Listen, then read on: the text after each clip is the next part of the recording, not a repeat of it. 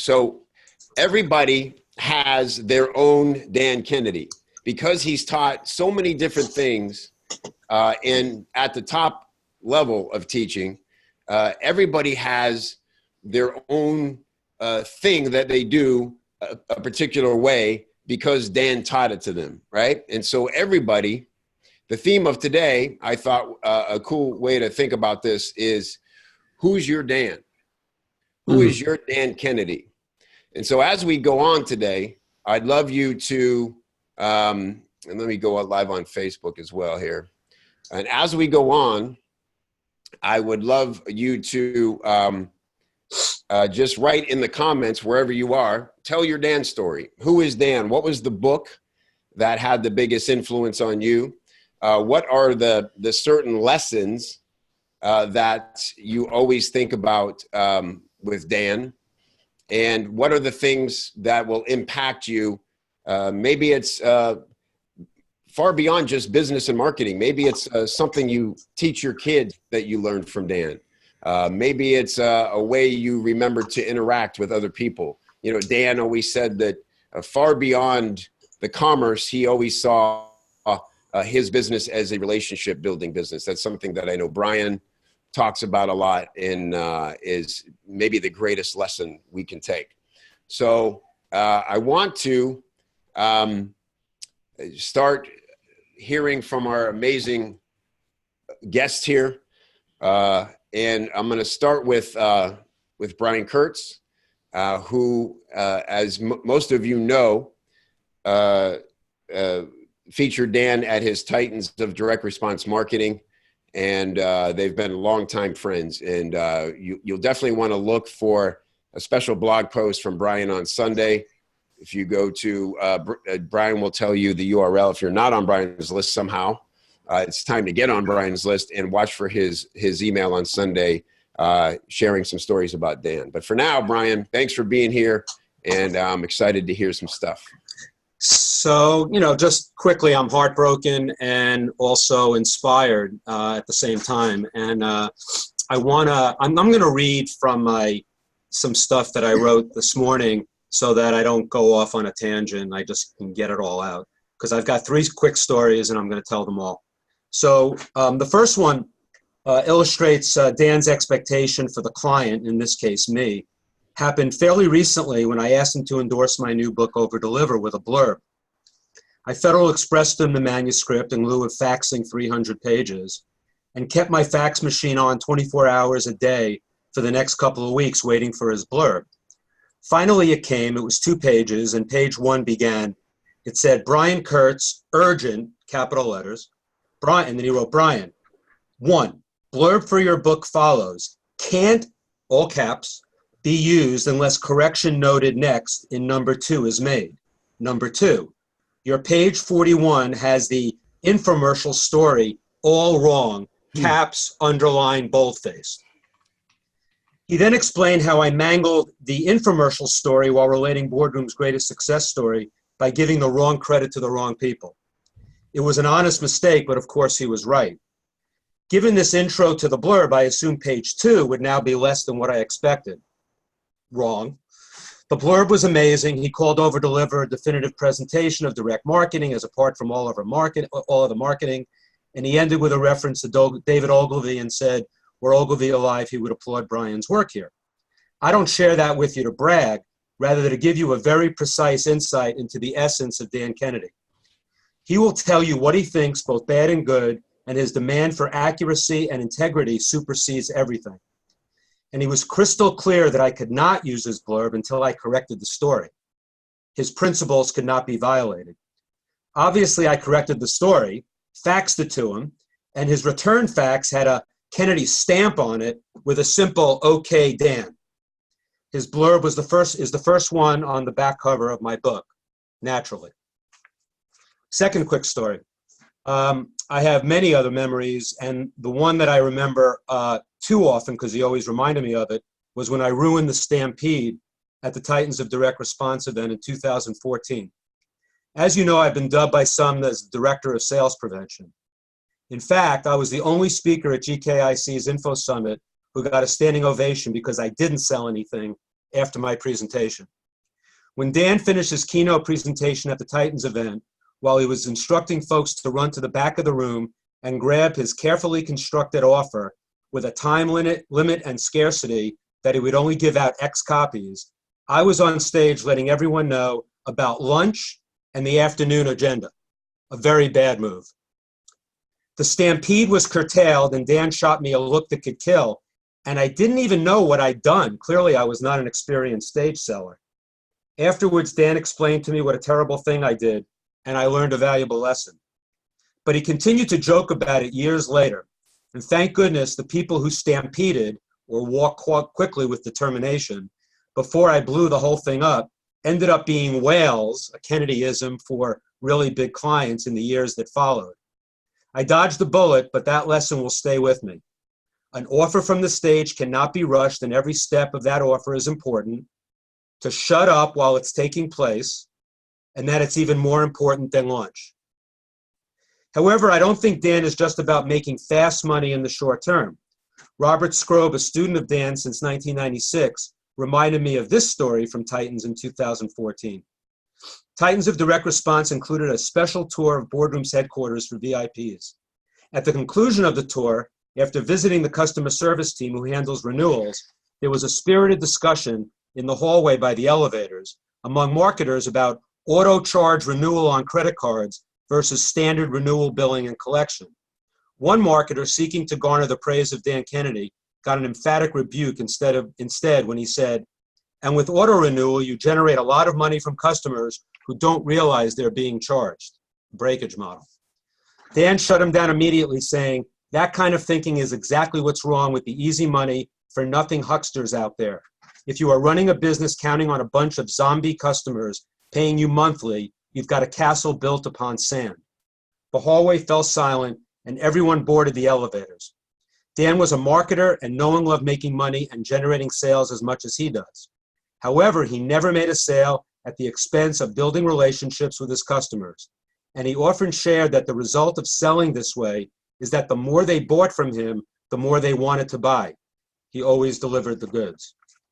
And finally, my last story is an event. This also took place at the Titans event, and it's an event that Dan and I did together. And he helped me pick the speakers, and he helped me with the agenda.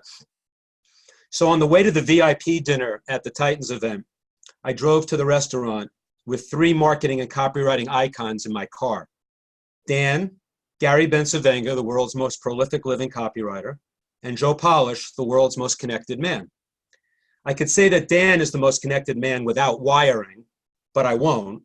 However, he certainly brought more people into marketing than anyone. Anyway, on the short trip, one that I was tempted to take a 2-hour detour just to be in the car as long as possible with these 3 magnificent fellows, Joe's cell phone rang. Those of you who know Joe Polish know that he always picks up the phone because it might be an opportunity to help someone. Joe is incredible that way. As Joe was talking to someone, not all that important to anyone but Joe, Dan turned to me, he was sitting in the front, and he said, "What makes someone think it's appropriate they can call you on your cell phone out of the blue and that you'll actually pick up?" The first part of that I don't have a problem with. You can always let it go to voicemail. And you have to understand who Joe Polish is to understand the second part. But it hit me that Dan's protection for his privacy and making it difficult to reach him was part of the overall plan and not a facade. He is uncompromising when it comes to issues like this, and he is unbelievably consistent. He makes it tough to get to him because it increases his value, and it also shows you are serious about working with him or at least talking to him. I think it also makes him much more productive. How would your day be if everyone had to contact you via fax through an assistant? It sounds extreme, but if his ability to read, study, write, and speak at Herculean levels, always being prepared to give his opinion, is a result of this system, it worked for him and he was dedicated to it. And I think we can all take a lesson from him, maybe not as extreme, and make ourselves a little less accessible. I know I think about that a lot, and I submit it to you for your consideration. So those are 3 quick stories. I think I didn't take too much time. I think I took a piece.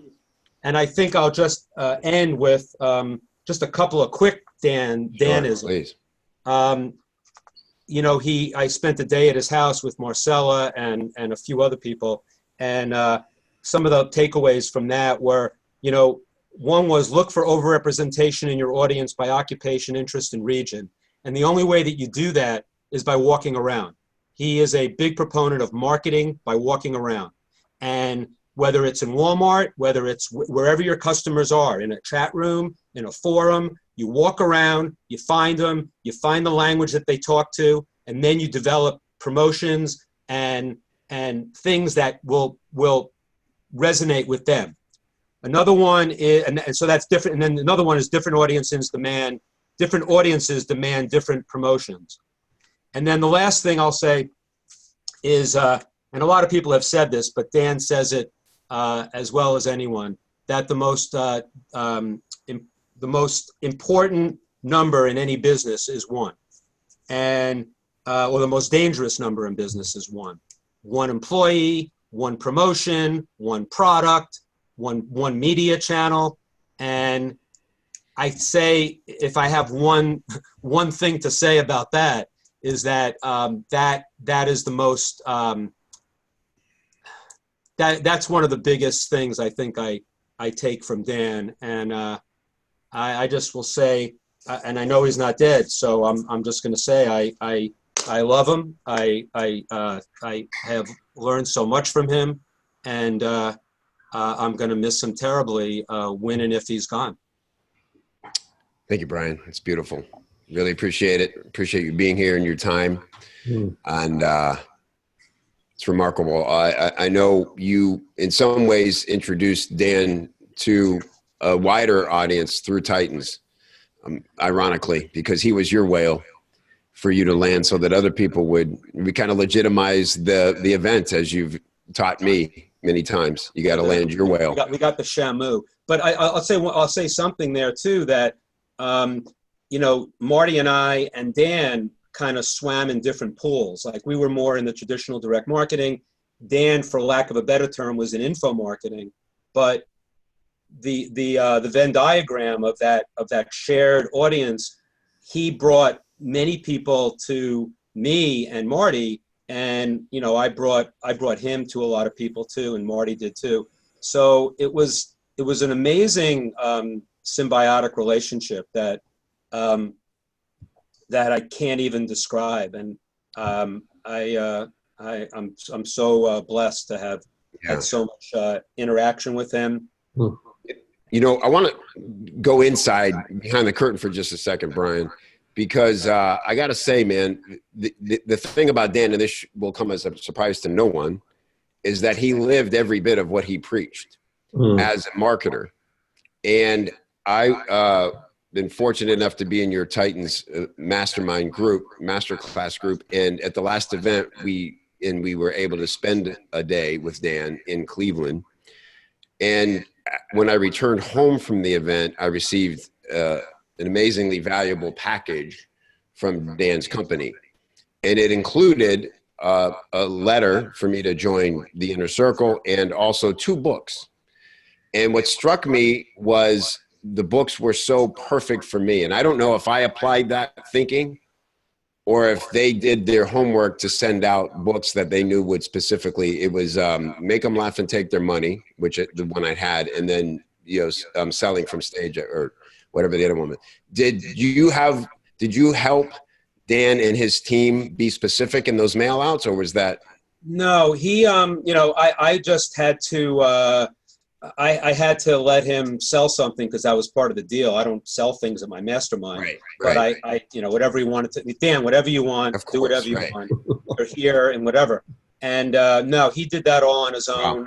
Wow. And the fact that if you got something different than what other people got, that's interesting. And of course, if even if it wasn't, if it felt that way, that's just as good. Exactly. And so the idea of targeting promotions and packages to someone that feels personalized is something that he understood as well as anybody. Right. I mean, I send out packages all the time, and I try to personalize them too. Right. And it's, you know, I got that from him and from Marty. It's brilliant. Yeah, I really thought I was so struck by that. It's one of those things that I'll keep forever, that whole package just as it was. And because I applied my meaning to it. And that I think says a lot about the meaning of the way he taught. So Brian, thank you very much. I want to respect your time. And if you need to go, understood. I'm gonna listen to what these other Okay. clowns have to say. Okay. Well, on that note, I'm going to go over to Marcella for a bit of continuation on one of the stories you brought up. Brian, and Marcella always has so much to share. If you guys don't know Marcella Allison somehow, she's one of the top direct response copywriters in our industry, respected by all, a great teacher, a great leader of entrepreneurs, and particularly women in business with her Titanides group, which was born out of the Titans of direct response marketing event. Marcella, I'm happy you could be on with us today to share some.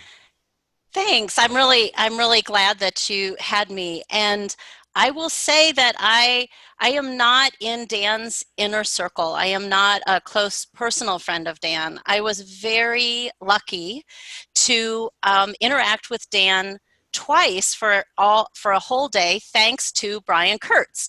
So the first time was when, because I had helped Brian and David run the hot seat sessions at the first Titans, when Brian infamously committed to 30 hot seat sessions in one day. When he had Dan Kennedy as our guest at the Titans Masterclass, the same thing happened. Because it was Dan, everybody wanted to have a hot seat with Dan. So the night before, we all have a very nice dinner. Brian puts on a great show. I'm enjoying my cocktails. I've just gotten to Cleveland because, of course, you go to Cleveland when Dan's going to be there. We go to Cleveland. So we're in Cleveland, and I'm having my first cocktail, and Brian comes up to me and he says, "Marcella, can I ask you a favor?" I'm like, "Anything. What do you need?" And he goes, "So Dan's doing the hot seats tomorrow, and I may have overcommitted. I may have 15 hot seats. I might have told Dan 7. We got to stay on time. Everyone wants time with Dan. Can you help me out?" I immediately put the cocktail down, stop all drinking. I'm like, okay, I'm in. I'm freaking out. Like, oh my God, it's one thing to run hot seats, but it's another to run them with Dan Kennedy. So I get myself together. I go over all the hot seats. I'm ready. I've got the list. I'm organized. I show up, and Dan comes, and he's in incredible pain with his back. And so Brian, I have just managed to calm my anxiety from death threat 10 to about an 8. And Brian pulls me aside. I know you remember this. And he goes, "Now, Marcella, Dan is in a lot of pain. Don't piss him off." And then he says, "Now be you, but not too much you." So now I'm like, shit. So I go into it as a nervous wreck, but Dan is classic Dan. Even when he's being his curmudgeonly, crusty self, he's still like this tell it straight Midwesterner, right? And I'm a Midwestern girl, right? I grew up in Ohio. So we had a fantastic day, and Dan was just, he reminds me actually a lot of doing hot seats with Dean, because someone will sort of be all over the map, and Dan will ask one question that will clarify it. It might be something like, "Do you really want to do that as your business?" And the person will be like, "No, actually I don't. I find that really boring," right? He'll be like, "Then why would you do it?" I mean, he just so straight to the point. But at the same time, he has this great, cutting sense of humor that cracks me up. So I will never forget, Justin Goff had just sold whatever Patriot Greens for I don't know how many gazillions. And Justin comes up, and he's in the high stool. And Dan, because he was in so much pain, wasn't sitting. He would kind of lean on the back of the stool. So Justin's sitting on this stool, and he has on, he's a very sharp dresser, so he has on this gorgeous suit, and he's wearing red velvet Ralph Lauren loafers. And he's got them, hooked on the chair rungs. And Dan's leaning, and he does one of these, kind of like a guy sometimes does. He goes from the top all the way down to the bottom, all the way back up. And he turns to me and he says, Clearly he needs our help. The boy can't even afford socks. And I just lost it, right? And then he goes on to, of course, Zoom, right, tell Justin exactly what business he should be in and what he should be doing.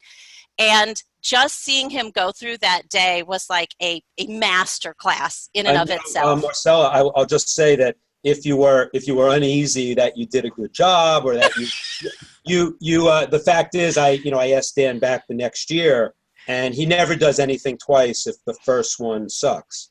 So, oh, good. So I passed. Yeah. So he came back and he was excited as excited as Dan could get. I mean, you don't see nothing, but he said, and of he course was such a sweetheart that day. At the end of the day, he actually graciously thanked me for keeping us on time, for making connections. He was lovely. Did you hug him?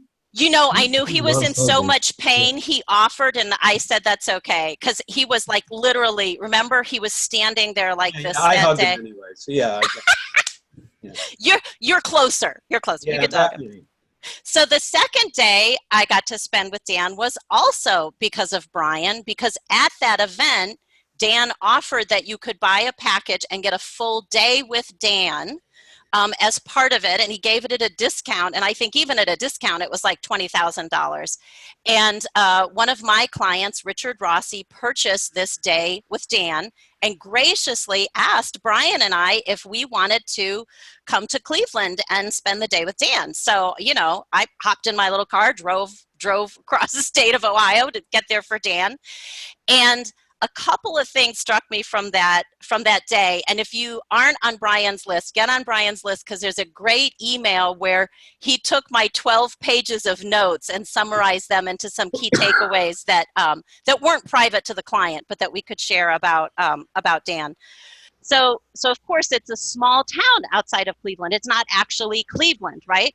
And so the first thing I love about Dan is he's a Midwesterner. And I was just going to say, because you brought up Ogilvy on advertising, that when I think of Dan, I always think of the famous Leo Burnett letter about the Chicago School of Advertising, because I think of Dan as being, when he says, I snuck up on Chicago slowly by way of outlying cities. I was 40 years old and confirmed in my colloquial ways, and how he talks about tucking the pencils behind your ears and rolling up your sleeves. I always think of Dan like that, right? Like approaching things that way. So, we meet him at La Quinta Inn, and because, the house is an undisclosed location, and then my beat up Toyota, we follow Dan back to his house. And the couple quick lessons from that day, the first was always begin with a story. Every single lesson he taught began with a story. I thought of them as like Dan parables. There was always a lesson. And I remember those lessons, and then I can I remember the stories, and then I can connect them back to the lessons. And I'll just share one, and then I'll close with something that happened at the end of the day. So we were there with Richard, who has a business in education. And we are selling to the parents, right? Ultimately, because the kid doesn't have the money to buy the thing that you want the parents to buy for the kid. So Dan immediately brings out everything from High Point University that he's working with at the time. And he's explaining how you have to really understand that prospect who is the parent. And he tells this story that stays with me to this day, because I got it like right here. He says, here's the thing. These parents of High Point, which used to be Trump University, he goes, listen, these kids aren't the honor roll kids. These kids aren't the ones who are going to go off to Harvard and be on the dean's list. These are the kids where that parent is like, please God, don't let them commit a felony. Let them be a productive member of society. And let them not sort of like mortify me or self-destruct. Like they just want that kid to like straighten up and fly right. But, he explains to us, that dad plays golf with the other dad whose kid is at Harvard in the law review. So he says, we realize we have a problem because when that dad tees off, he says, did you see what Jimmy did this week? He's in the Harvard Law Review. So what is this other dad gonna say back with his child at High Point, which is a perfectly good college, right? But it's a bragging right. So what Dan does is works with them to create something called Entrepreneurs in Residence, or coaching entrepreneurs or something, where he flies in like Michael Dell and Jeff Bezos, and they give a presentation and they have a dinner and they do a little mentoring thing. And guess what happens at the end of that? Each kid gets in line and has his picture taken with Michael Dell or Jeff Bezos or whoever that mentor is. So now on the golf course, Dan says, that guy pulls out his cell phone and he goes, did you see my little Johnny? Because he's actually in a picture with Jeff Bezos, his mentor, and we had dinner with him. And that encapsulated how deep, for me, Dan goes into understanding the motivations of his audience. And I had a son who had dropped out of college, suffering from drug addiction and mental illness. And I had stood there in that moment with another mother saying to me, oh, you know, my child is getting straight A's at Northwestern. How is your son doing? And I knew what it was like to not know how to answer, right? And I'm telling you, if they'd flown Jeff Bezos to the rehab center where Jake was, I'd have taken that picture out and showed it around, you know? He got it. He got it at this much deeper level. So I'll end, because I got my timer on here, Kevin. So I'll end by saying that my favorite moment of the day with Dan was when we went to lunch, because Brian and Richard had paid, like I said, a small fortune for this day, worth every penny, every penny. And it comes time for lunch, and Dan goes, do you want to leave for lunch? And everybody's like, nobody move. We are not going anywhere, right? But I can hear Richard's stomach growling. So I'm like, let me go get food. Let me help, right? I'll go get food and bring it back. So Dan takes me upstairs, and we're standing in the driveway. He, of course, has ordered his tuna salad sandwich. And he says to me, great Midwestern directions, go to the end of the drive, stop sign, turn right, get to the blinking light, turn left. You can't miss it. Subway. I say, okay, fine. I got everybody's orders. I cruise in, I turn. What Dan doesn't tell me is the Subway is attached to a strip club. Ah, hello. And the strip club has a big sign above it, exotic dancers wanted. So I take out my cell phone. You didn't come back from lunch, as I recall. I take out my cell phone. I snap the picture. We all know Dan doesn't have a cell phone. So I text it back to Brian and Richard Rossi, and I say, tell Dan I found a better offer. Sign. And Dan was cracking up. He's sort of like, small, dying Ohio, steel town. What do you expect? I was like, it was fine. It was fine. So I will say also that that I have been very privileged and lucky through Brian to get to know Dan, and that I learned more or less. It was like those 2 days were sort of like a complete immersion in all things Dan, and I am very grateful that I had those opportunities, and my thoughts are with Dan and his family right now. And thank you for letting me share that. Oh, you're muted, Kevin. You're muted, Kevin. Kevin, you got to unmute That's yourself, because dude. I was saying something really dumb, so I was waiting till I got smarter. It's the 5-second delay. That's right. Yeah. And yes, thank you. Things are intense out here. The wind is blowing. Really appreciate you, and appreciate you making time. I'm going to go to our friend Dean Jackson. Hey. How are you, Dean? Good. This is, it's great to hear. I was thinking about all of this, like reflecting back, because, my life really comes into two parts. There's the before knowing about direct response marketing part of it, where I was making cold calls and doing, personal promotion advertising, trying to figure stuff out like every business owner. And then there's the post learning about direct response part of my life. And I look back on it, and, the summer of 1991 is like when the Big Bang happened. And I don't know what order it happened in, but all of a sudden in my world were Dan Kennedy and Jay Abraham and Gary Halbert. And it was like drinking from a fire hydrant that whole time. You know, when you find a place or you find out a field of study or something that you didn't even know existed, but feels so right, and you immediately know that this is the passion of your life.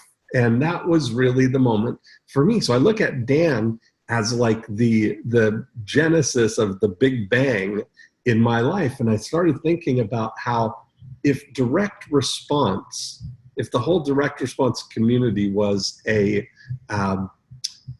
let's call it an MLM. If it was an MLM, that Dan would be my, at the big thing. And I look at the downline of everything that's happened in my life after being exposed to the Ultimate Sales Letter and the magnetic marketing, and to seeing, to hearing and seeing things that I've never, ever seen before. I mean, I look back and I've become, I love marketing so much. That's what we've called our podcast. I love marketing. I mean, it's been the main love of my life professionally. And through Dan, I got to meet everybody on here. The genesis of that has been through Dan Kennedy. I met Joe Polish in, the early 90s. Dan was like the, Action Central, as John Carlton would call it, for this new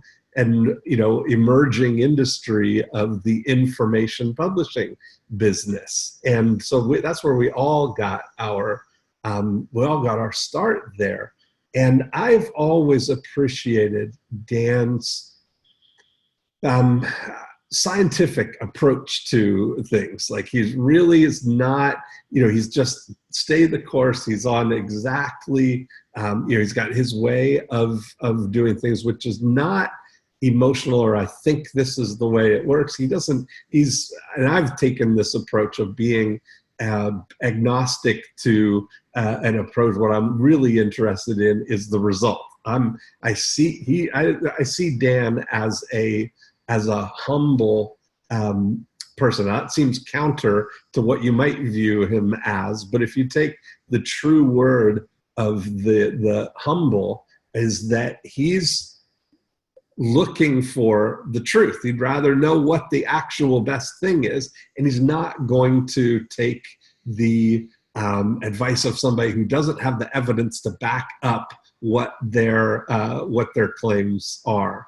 And so I loved that. I fell in love with that idea of, he talked about accurate thinking as one of Napoleon Hill's least talked about success principles. And when you come right down to it, that's really what he was able to bring on people, is accurate thinking, is know what works. And I was thinking about this a couple of years ago. Frank Kern and I were talking, because we were both like, big Dan Kennedy fans, and we're thinking about, dedicating your life to an industry, to a direct response as a field of study.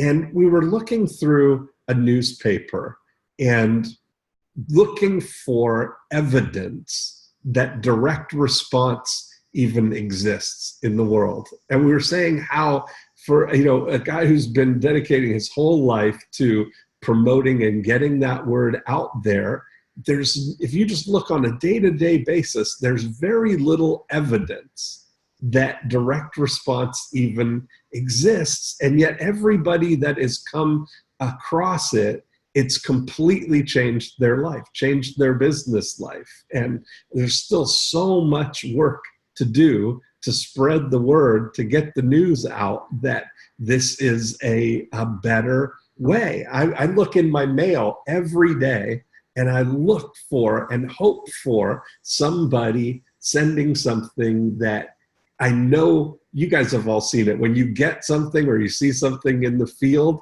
and you say, they're one of us, you know that they're one of us. They're part of our group here, that we're on the same thing. And it almost makes me kind of giddy when you see something that is, that's working like that, And I thought the whole thing about, getting the word out about direct response was something that Dan was really committed to. And Joe Polish and I, when we started the I Love Marketing podcast, the thing that, because we met because of Dan, and when we did our first conference, we could have had anybody come and speak at the conference, and we both agreed the only person that would be the appropriate person to come and speak is Dan Kennedy. And at that point, and always, Dan's very set in his Cleveland ways, and we had to, Pete charged us full price to have him come out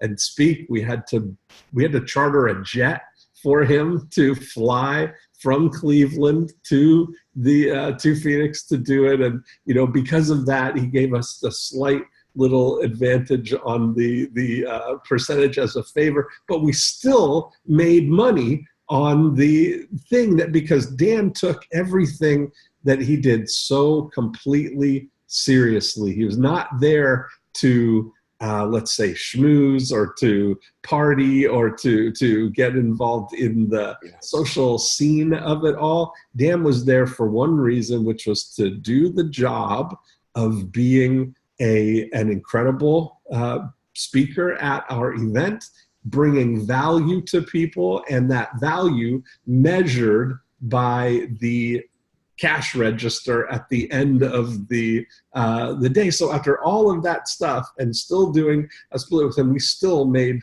money on even the big cost of bringing him out in a private jet and paying his whole thing. But I've made so much money as a result of things directly taught to me by Dan. I remember being in Cleveland at one of the early info summits, and Dan sharing some words that I had never heard before, never heard him say, is the idea of sending the bill to the herd.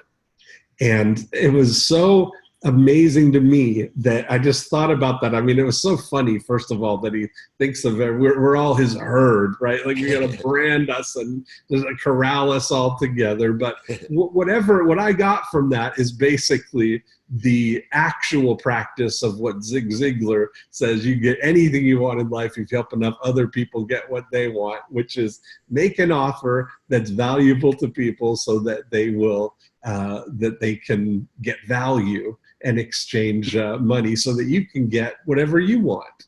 And so at that point, I was looking to go on a trip to Scotland, a golf trip. And there was a $15,000 golf trip. And I thought to myself, you know what, just as a fun challenge, I'm going to create something that I didn't have. I'm going to make an offer. I'm going to send an email out to my herd, send them my list, and create the money to go on this, once in a lifetime adventure to Scotland.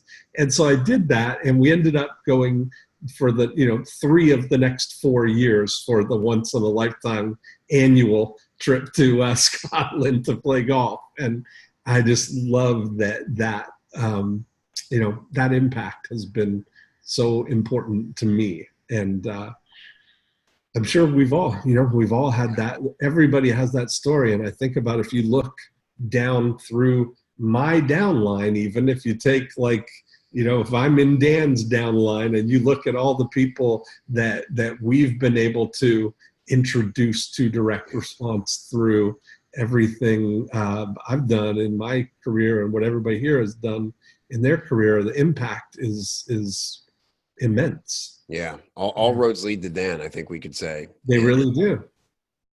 Something else it struck me the other day, Dean, was that you could talk about just his consistency and his principles, never wavering. And I think it's a true statement to say that everybody who's learned from Dan can talk about how it made them better. Mm-hmm. But I can't imagine one person ever saying that they're less better off because of Dan. Mm. And like you said, he wasn't trying to please everybody. He was being himself. But I have never once heard a story of anyone having a bad scenario Right. with Dan, because he just was, he held that integrity. And I think he could be gruff because he knew it was his truth and it was unwavering. Well, though, he was such a diligent documenter of everything that he did and stripping out the lessons from those. That reminds me of those Farmers Insurance commercials where they show all of the scenarios and to say, we've seen it and covered it. Well, I've seen it and we did it and here's what happened. And it's like he knows a thing or two because he's seen a thing or two, And that's really, when you look at the breadth of the industries and the breadth of the experiences that he's had, he's never speculating on things. He's doing what he knows is proven to work, principle-based stuff. Yeah. Amazing. Thank you so much, Dean, for sharing that. It's beautiful, and I really appreciate you being here. I'm going to, because we're talking about Dan's principles and how he handled live events, I wanted to bring Melanie Warren on, because Melanie, we were just talking last week, I think, because Melanie, you attended Dan's most recent event, and wanted you to maybe just share some of that experience, because Dan was very ill during that event, and it struck me the sacrifice he made and the accommodations he sought to perform, to pull off the event. It sounds like anybody else with any less degree of commitment would have clearly just canceled the event. So thanks for being here and telling us about it. Thank you. So yes, I run my life through a series of Post-it notes. And so I keep a Post-it note that says, attend this conference, and number 3 is always empty. And so I was looking for what's going to be my event this year. And I had an opportunity to go visit and take a class from Dan. I'm like, that's it. I'm making the sojourn. And we get there, and it's everything everybody says, by the way, about Cleveland and the hotel. Like, none of that's exaggerated. And so we get there and we're in our seats, and there's a projector, and there's Dan, and everybody's already ready. Like, we have no idea what's going to happen, but we're ready. And he goes, so anyways, I'm really sick, and I'm going to tell you a little bit too much information. I'm really sorry about that in advance. There's 4 major things going wrong. I'm only going to tell you 2 of them. And so he says a little about that. And then he goes, here's the thing. Normally I set up the cameras over there, but today I'm setting up the cameras over there because there's a closet over there. And when something goes wrong with me, I've got about 20 seconds of a signal before I've got to leave the room. I will do my very best to come right back. So if I ever say, please speak amongst yourselves, please do so, then I will come back. If I do not come back, I would like you to please call 911. And you hear people start to chuckle a little bit because Dan has that great sense of humor, and he's so dry, and we're like, there's no way this is real. This is just too weird. And he's like, yeah, no, this is actually for real. And my doctor wants me to be in the hospital right now. But that's, never mind, I'm teaching this class. If for whatever reason I cannot continue, I think I've maybe got 30 minutes to an hour between episodes. We're going to go minute by minute.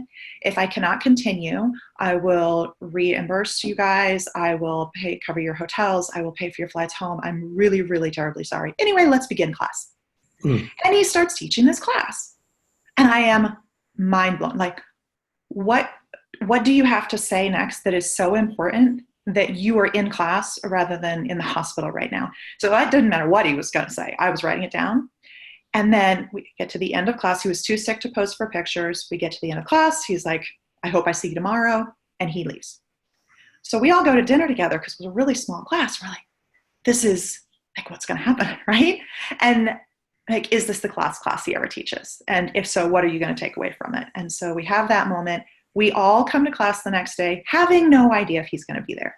And he shows up, he teaches the class.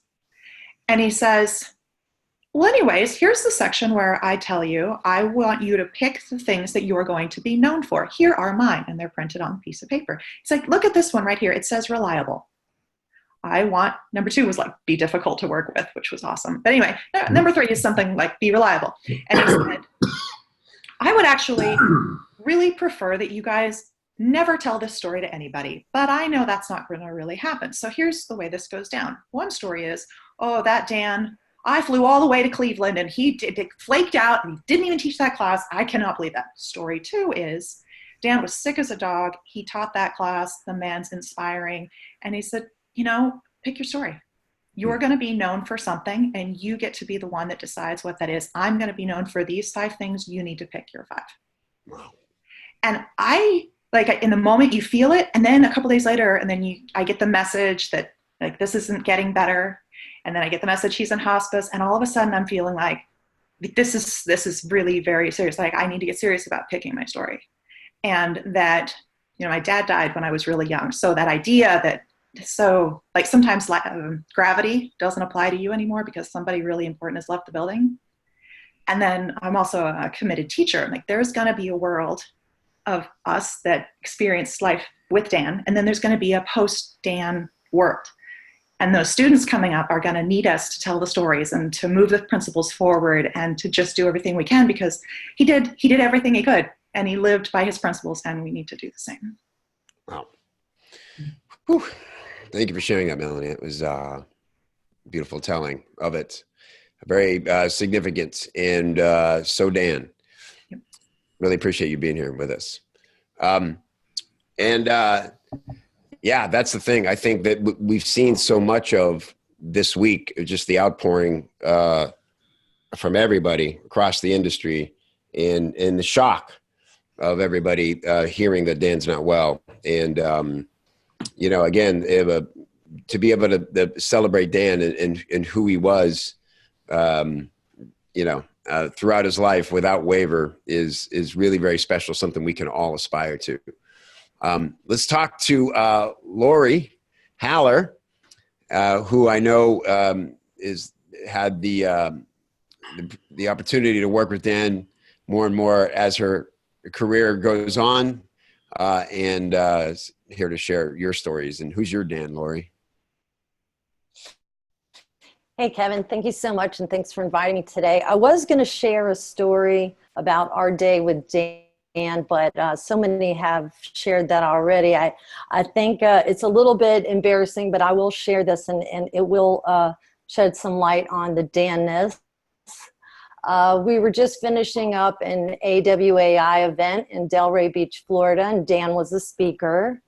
And Brian Kurtz and his wife, Robin, a couple others, and David and I decided that we were going to all get together and have dinner.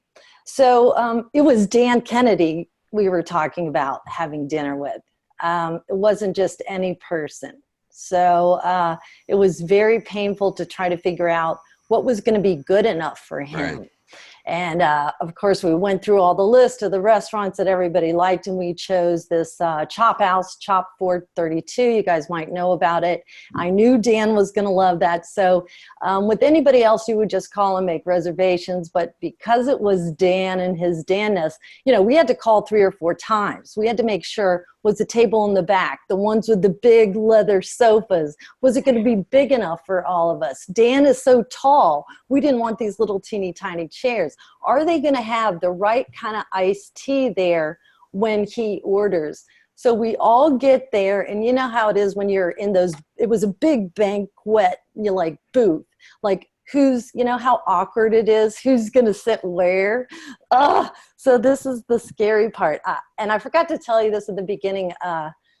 You know, it's kind of embarrassing to say this. I was always very afraid of Dan until I really got to know him. There was something about his eyes that just scared the daylights out of me, so I couldn't look at him. So I had gotten to know him, but Brian and Robin are over here, and Dan decides to go in first to this large, you know, like sofa style. They weren't little chairs. So he sits down, and Brian's wife, Robin, pushes me next. So I have to sit next to him. So I'm sweating, and she sits down next to me. And of course I pinch her or whatever. And then Brian, the rest of the people are over there. And everything is going along well, you know, after I can start breathing again. But the thing about Dan is, with all this greatness and everything that he shares and who he is, it was unbelievable. He was just acting like a normal person. Like he was drinking his tea, he was cutting his steak, and he never corrected me like, Lori, you're using the wrong fork. But he was just so warm and open and giving, like he is. And I didn't know that about him. I had worked with him. I'd spent much time speaking with him and being in events, but he just hunkered down and talked about life, his family, learning and training, but really he was just a real person. Then the lights went out. Our dinners hadn't finished coming yet. All the lights went out. They lost electricity in the restaurant, and it's a pretty dark area where we were. And I was nervous about that because I wasn't, I didn't know him yet, and I wasn't sure how he was going to react. But lo and behold, out of everybody else, is Dan okay? Is Dan, is he going to get angry or whatever? No, he was just still doing his stuff, drinking his tea like he does. He's not even skipping a beat. Luckily, they were able to get all of our dinners out. But God bless him. I tell you, alongside of everything else he's given to us, each and every one of us, I'm totally heartbroken today. But really, just seeing the real Dan and his Danness, that really took the cake for me. So I'm so grateful. Thank you. That's beautiful, Laura. Kevin, can I add two Please, things? yes, you were there. Dinner? That was a great dinner, and and it was me, Paris, and David were there, and so the first thing that I remember, I know a lot of things about that dinner, but the first thing I remember is that it was October of 2016, and he gave us a scenario of why Donald Trump was going to win the presidency. And I think he might have been a Trump supporter, but it didn't matter. He was just giving, and the way that and it was based on, again, marketing by walking around, observing by walking around. And he says, I know he's going to win Ohio, and nobody thought that he would win Ohio. I mean, he won it by a landslide, if you recall. And he says, I know he's going to win Ohio because I go to the horse stables every week, and all the guys there are voting for him. And they all have cell phones, and it's the only phone they have, and they're not being counted. And I'm thinking, well, that sounds kind of simplistic. And then I said, no, maybe it's and that's going to happen in other places too, in rural areas and even in some of the suburbs. So that was just an anecdote of the day. And then the funny thing about that dinner is that we all went back to the hotel, and Robin, my wife, and Lori were off to the side a little bit, just watching me, David, and Paris. And I think Paris was going to say this if he was on the call. So I'm subbing for Paris, but I was part of it. I was a culprit in this. And so the three of us, we're not letting him go into the hotel. It's me, Paris, and David surrounding Dan before he goes into the hotel, just grilling him on stuff, and then just sitting there like this, silly little schoolgirls, with our hero. And I look over and I look at my wife and Lori, and they're cracking up. They just see the three of us, kind of I've got Dan Kennedy for a little while, and I don't have to fax him. I can really. It was a bro. I'm going to get as much more time as I can. And, David won't admit he was a schoolgirl, but I will. And so it's one of those things that I'll remember for the rest of my life, that, it's not just what he was saying, but it was then, and Lori said it well, that you're with this guy that's such an amazing icon, and he's not talking like an icon. He's just giving you answers to your questions, and you're kind of grilling him a little bit, and then he just goes off and lets you know how he feels and what his opinions are. And so it was a great evening, and the blackout just added to it. So it was the fact that he didn't flinch, right? He was the one guy. I flinched because of him, but when you've done that much stage time, you're so used to the unexpected, you just don't flinch. That's awesome. I love it. I was the blessing to have a similar dinner with David as well and John Carlton. And it was very similar, Lori, in regards to a lot of care went into preparing that evening. And John, I was road dogging for John.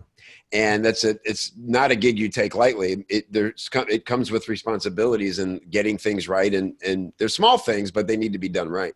And John said to me, we didn't know if Carlo would come too. So he said, get 3 different restaurants. We need to think of all kind of diet restrictions. If he doesn't like one place, we go to, so we can switch. And so we choose a place.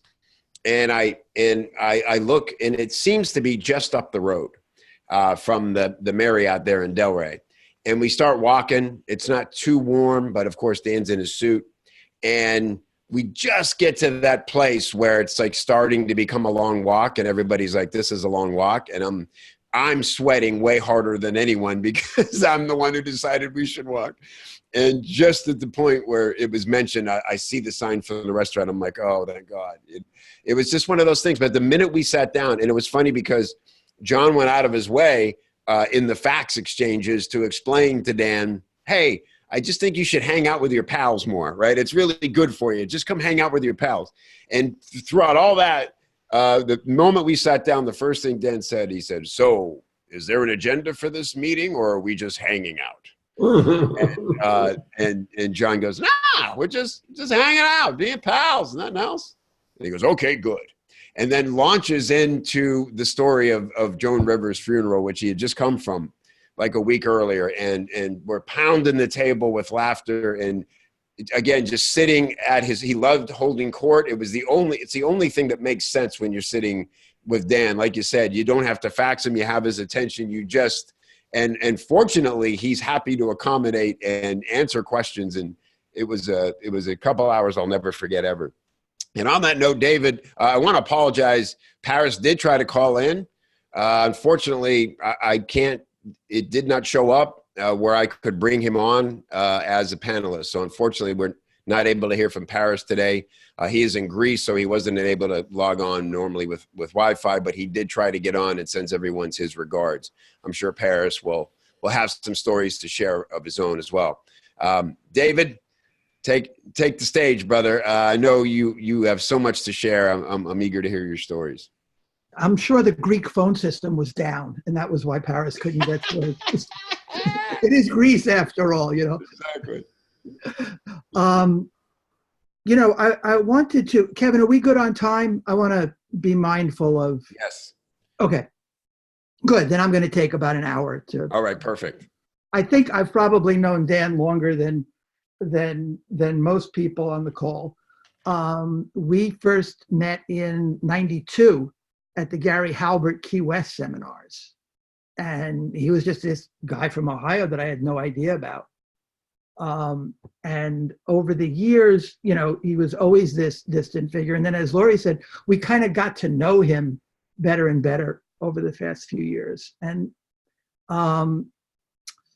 the story that, you know, about the, you know, how you get to spend, like Brian was saying about spending time with Dan, all of a sudden you find yourself with Dan.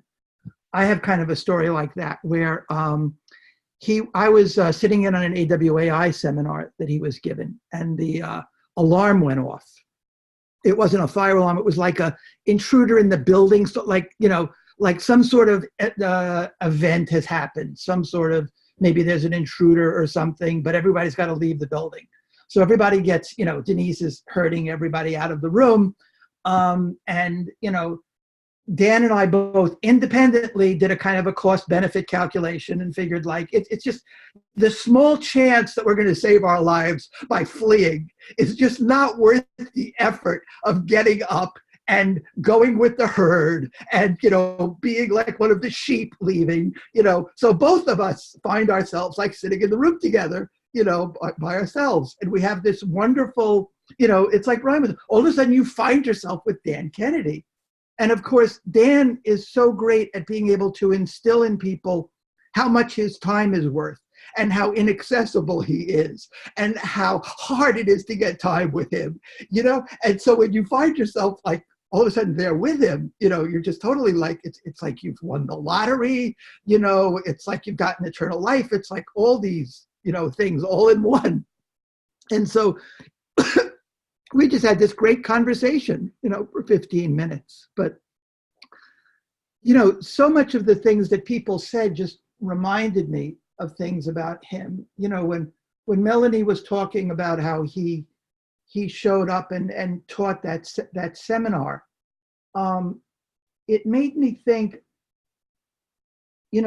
it's that he is so reliable like that when it comes to showing up. Like, of all the people, when I did my teleseminars, a couple of years ago, and Dan was going to be on, of all the people, everyone else I kind of had to worry about, are they going to show up? One guy I had to wake up in China because he was in China and he was asleep, and I had to kind of wake him up in China. But Dan Kennedy, I knew would be there because that's just the reputation that he has. That's what I've always found about him.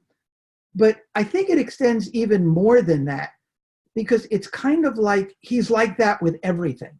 He's like that. If Dan Kennedy says, I'm going to write this thing between 12 and 12:15 today, he will write with the same level of commitment that he gave that seminar. He will spend that time between 12 and 12:15 writing that thing. I will be like, oh, I was going to do it, but I got something else, so I'll do it later. But he will be there. And I think that's part of what made him so amazingly productive. I got a chance to kind of be a client of his for the past year and a half, just like, 20-minute call once a month. And I learned so much from that. First of all, just from being a client and what it feels like. Like you could hear all these lectures about client management and how Dan manages clients. But when you actually are a client and you feel yourself being managed, and like it's an incredible experience. It's like, wow, I'm never going to call him. I'm not going to do this. I know to do this. I know to send the stuff 10 days beforehand, or it's not going to get looked at. But on the flip side too, it was an incredibly warm feeling to be what he calls a private client. You get stuff in the mail, you get a, client briefing packet that he sends out. If he finds clippings, he sends it to you. He mentions you in his little client newsletter. I got to feel that special feeling that he somehow manages to convey.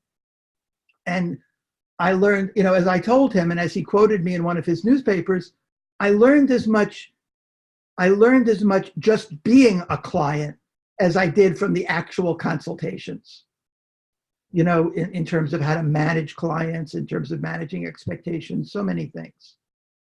Yeah.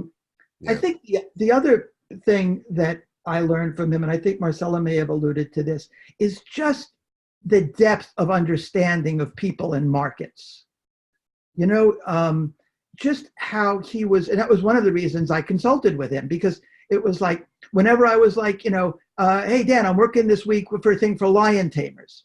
And he would be like, oh, the thing about lion tamers is they really secretly want to have their head bitten off by the lion, because then they'll be famous and they'll be like immortal. And so there's this death wish that they have when they stick their head in the lion, and like, how does he know this stuff about, all these different segments? It's always, the thing about dentists is, the thing about, thing about chiropractors is, but, whatever it was, lion tamers. Yeah. Okay. He knows the thing about them.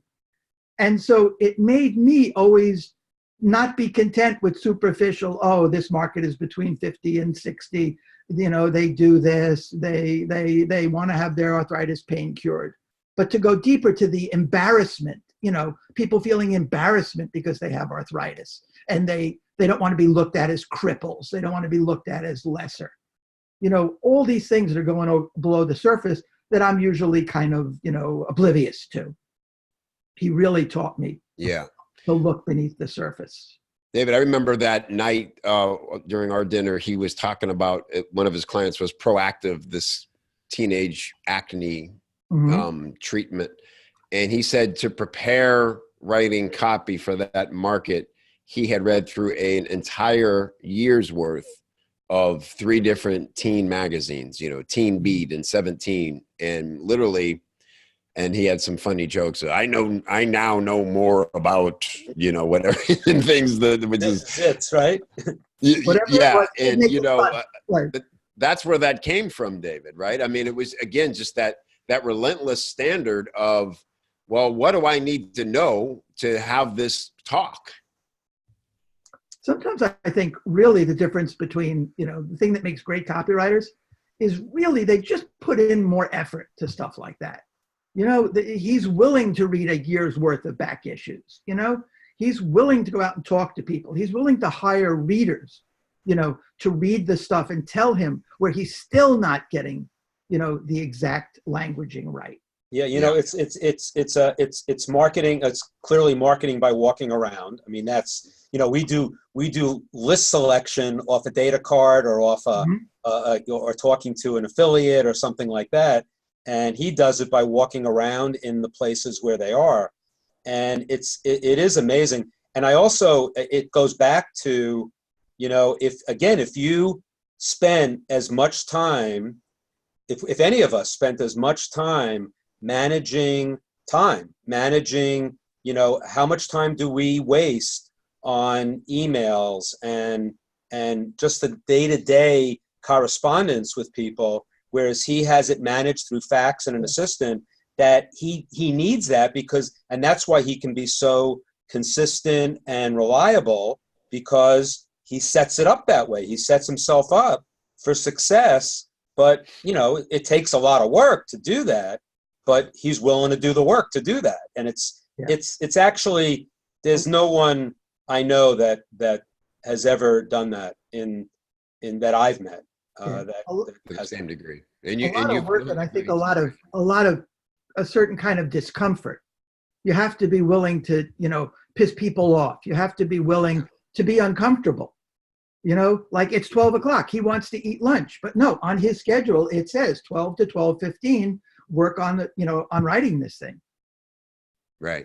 Yeah, that discipline. And again, I think when you go to those lengths, that's why you can be bombastic in your writing. That's why you can go be gruff and harsh and do the things that we know required to get people to sit up and take notice, because we can back it up and it's our truth and it's unwavering. And I think,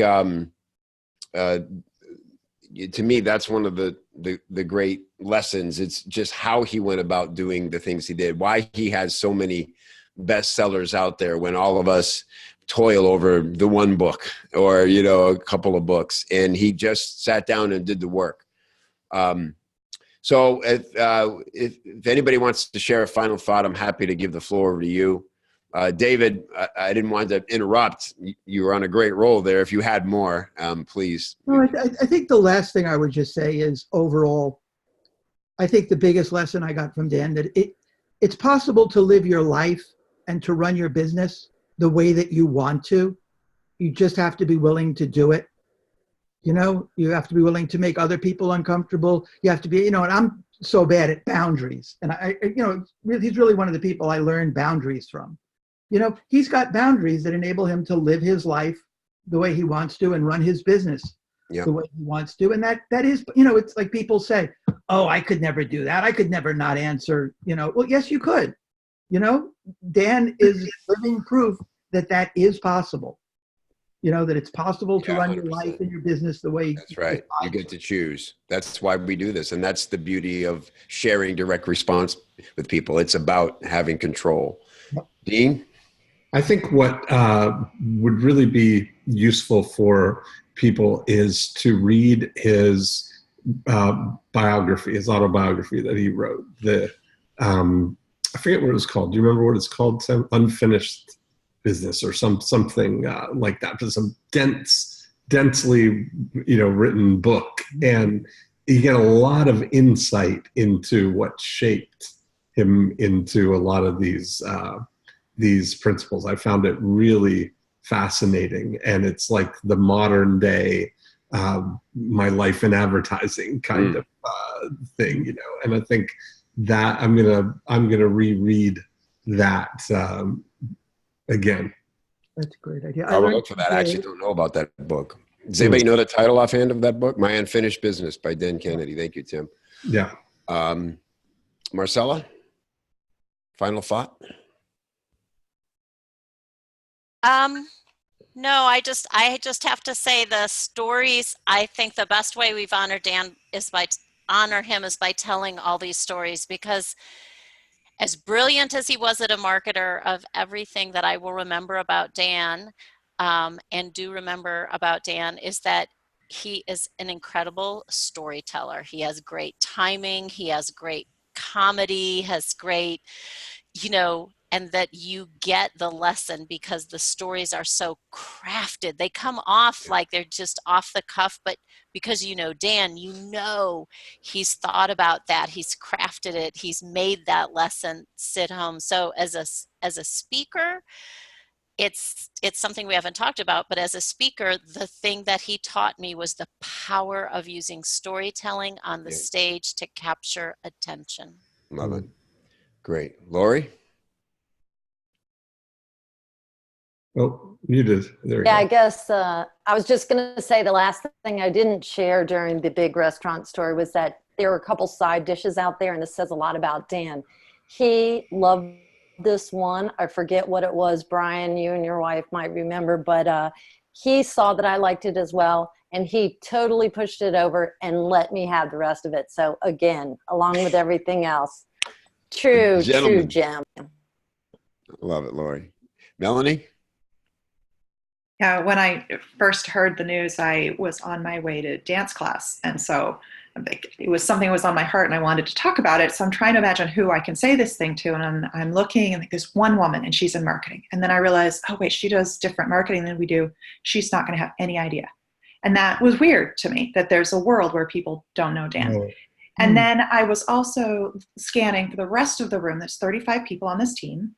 They're all friends of mine. And I started realizing that they all do jobs where in their industry, there are no heroes. And that we work in this quirky, off the wall, maybe quiet industry, like not enough people know about it, but we have heroes and we celebrate our heroes. And what an important part of what we bring to the world that is. Fantastic. Okay, I'm going to give the final word to Brian for a lot of reasons. I loved all the stories. I just, I'm sitting here trying to hold back tears and hold back, inspiration.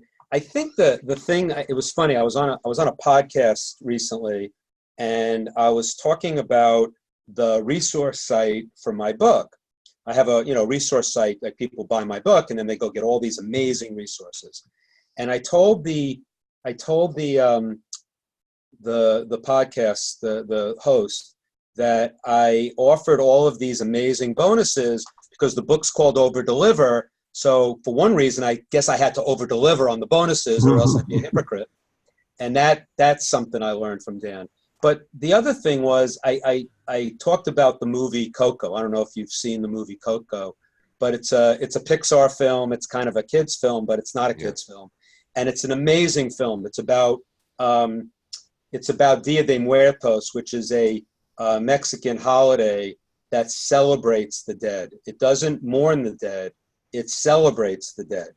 And I told the podcast host, I said, all of these bonuses on my page are honoring everybody that I stand on the shoulders of. But it's not just dead people. It's all alive and dead. And of course, when I got the email from Dan and I said, oh no, he may be one of the dead ones now. And I'm like, that sucks. I had him in the alive category. And so it really hit home hard for me because he gave me the PDF of the swipe file that he prepared exclusively for the Titans event. It's like 270 pages. And it's, he just said, yeah, you can use it, which I was surprised because he's protective of his intellectual property. But the fact that he gave it to me said that he believed in sharing it. And so I guess the only thing I would say is that we stand on the shoulders of so many giants. You know, Melanie said it well, you know, in terms of we have so many heroes. It's like, you know, and it's a small industry in the scheme of things, but we have so many heroes.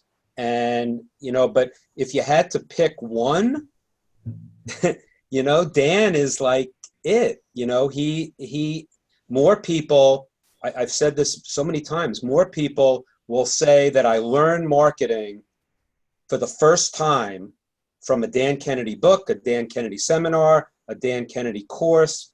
And that is a legacy that, you know, you can't take away. So in the spirit of, you know, Dia de Muertos, where you don't really die until you're no longer remembered, that's kind of one of the themes. That's right. I mean, God, he's going to be remembered for, you know, forever. I mean, that body of work is so monumental. I mean, you go on. I went on the page where all his stuff is. Go on that. I mean, it's like mind-boggling of how much material he's put out into the universe. Yeah. And so that's a. I mean, I know we don't like to talk. I mean, Dan Sullivan says let's not talk about legacy because it sounds like you're dead. But you know, a legacy while you're alive, and I assume he's still alive, is even better. And so that was the you know, the place I was in with my resource page, that I thought I had Dan Kennedy alive, and now you know, it might not be, and that really hurt. So it hit me hard. So yeah, thank you, Brian.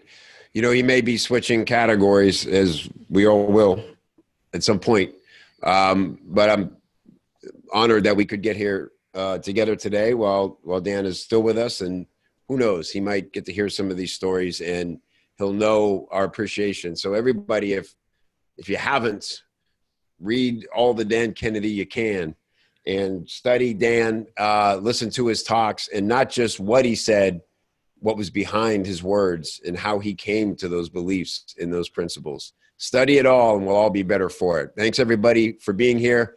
Much respect and love from my panel. I really appreciate you guys, and we will see you inside. Bye-bye.